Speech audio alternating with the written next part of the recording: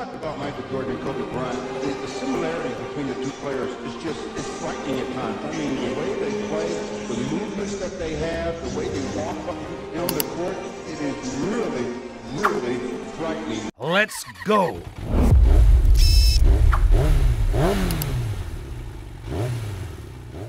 Sa mundo ng basketball, may dalawang player na madalas pag-usapan kung sino ba ang the GOAT. Parang sa mundo din ng motorcycle ng underbone category, may dalawang brand at model ng motor ang madalas pagdebatihan kung sino ba ang the GOAT ng underbone. For today's video, ating alamin kung ang Yamaha Sniper 155 ba or Suzuki Raider 150 ang the GOAT ng underbone. Gamitin natin ang narrative ng comparison ni Michael Jordan at Kobe Bryant. Ang galaw nga ni Kobe Bryant ay identical sa galaw ni Michael Jordan pagdating sa diskarte sa loob ng court. Lalo na yung fadeaway shots, parang isang katawan lang talaga ang galawan nila. Nauna si Raider 150 sa mundo ng underbone at dinomina nga nito ang underbone category ng mahabang panahon. Wala ni isa man lang ang lumapit sa katanyagan nito dahil sa ang king tikas at lakas ng makina nito. Iwan ang lahat dahil tinangkilik talaga ng masa ang Raider 150 from Raider 125 to Raider 150 Carb at ngayon nga ay Raider 150 Fi at hindi pa rin ito maalis-alis sa usaping the King of Underbone. Michael Jordan, kilalang kilala ang pangalan na yan pagdating sa mundo ng basketball. Highly decorated ang basketball career ni Michael Jordan. Nang mayagpag siya noong dekada 90, nagtala lang naman siya ng tatlong magkasunod-sunod na kampyonato at ginawa niya ito ng 2 beses. 2 3-peat na siya pa lang ang nakagawa sa kasaysayan ng basketball sa NBA.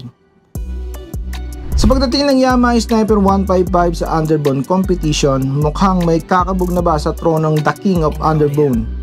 Sniper 155 nga ang magpapagulo sa pagpipilian mo pagdating sa underbone category dahil bago nga ito at napaka-promising ng hatid nito sa competition ng underbone category. Bryant with oh my God. Are you kidding me? Are you kidding me? Kobe Bryant, mula high school diretso ng NBA, isa sa exciting na player na tumatak sa liga ng NBA. Nakapagtala din ito ng isang 3-peat na panalo back to back. Pero marami ang duda pa rin sa galing ni Kobe dahil nga kasama niya si Shaquille O'Neal sa mga kampyonato na ito. Pero pinatunayan niya na kaya niya magtala ng kampyonato nang wala si Shaquille. Taong 2009 at 2010 ay nagawa niya ang back-to-back na kampyonato para sa kupunan ng LA Lakers. Dahil sa Mamba mentality na taglay ni Kobe, masasabi ba natin na siya ang the GOAT ng basketball? Si Suzuki Raider 150 Fi ay mayroong 147.3cc single cylinder, dual overhead cams at 4 valves, 18.2 horsepower at 10,000 RPM, torque output ng 13.8 Nm at 8,500 RPM. 4 liters ang fuel capacity, 109 kg ang dry weight nito, liquid cooled, fuel injected ang fuel system, at nilagyan din ito ng SEP or Suzuki Eco Performance ni Suzuki, kaya solid ang fuel consumption. Meron din itong 6 speeds ng transmission kaya hindi ka mabibitin hanggang dulo. Hindi ito tatawagin ng Suzuki ng pinnacle of underbones kung mahinang klase ang Raider 150 Fi. At hindi naman tatawagin His Ernest Michael Jordan kung wala siyang ibubuga sa slam dunk competition. Siya lang naman ang nagpauso ng mula sa free throw na nakalabas ng dila at ito nga ang naging logo ng brand ng Jordan na sapatos. Pamatay ang fadeaway shots ni MJ. Parang tila ba imposible na mablock ng defender. Kahit nga nilalagnat si Michael Jordan sa isang game ay halimaw pa rin ang overall game nito. Sandamakmak achievements nga ang nitala ng isang Michael Jordan sa mundo ng basketball kaya magpasa hanggang ngayon pangalan niya pa rin ang nauuna sa debate ng the GOAT na usapan sa basketball. Noong time ni Michael Jordan, maraming magagaling na player ang hindi nakatikim ng kampyonato dahil dinomina ang laro ng mahabang panahon. Full pack naman ang ating Sniper 155 sa mundo ng underbone. Tila gusto talaga ni Yamaha na makuha ang titulong King of Underbone. Ginawa niya itong 155cc single cylinder, single overhead cams, 4 valves, pero equip ito ng VVA or variable valve actuation, nabibigyan ka pa rin ng power kahit sa low RPM. Horsepower na 17.7 at 9,500 RPM, 14.4 na torque output at 8,000 RPM. Katulad ng Raider 150, 6-speed din ito. Ang Sniper 155, hindi ka nga mabibitin sa long ride sa 5.4 liters na fuel tank capacity nito at naka-liquid cooled na rin. May kabigatan nga lang ang Sniper 155 na 121 kg. Yung assist and clipper clutch na taglay ng Sniper ay bago sa underbone. Equipped ng hazard lamp, electric socket at keyless na rin na tila sumabay sa modernong panahon na katulad ni Kobe Bryant. 1996 nang unang umapak sa mundo ng NBA si Kobe Bryant at ang kanyang idol ay si Michael Jordan. Pakilang beses na rin nga sila nagkatapat sa court, napansin nga ng karamihan na pareho sila ng galaw. Bahagya nga na matangkad si Kobe Bryant kumpara kay Michael Jordan. Nanalo din siya ng slam dunk at pinauso yung nasa area na between the legs, nagtala ng 3-peat at back-to-back championship. Sa buong karir ni Kobe Bryant, labang lamang ng isang championship ring si Michael Jordan. Kaya si Kobe Bryant ang pinakamalapit pagdating sa The GOAT na debate sa internet.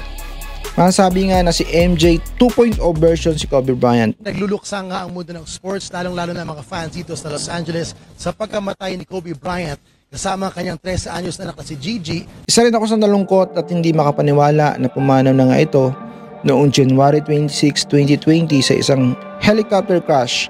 Hindi lang NBA nakiramay sa pagkawala ng isa sa tumatak na pangalan sa mundo ng basketball, kundi buong mundo ang nakaramay at nabigla at nakakulungkot na pangyayari na ito.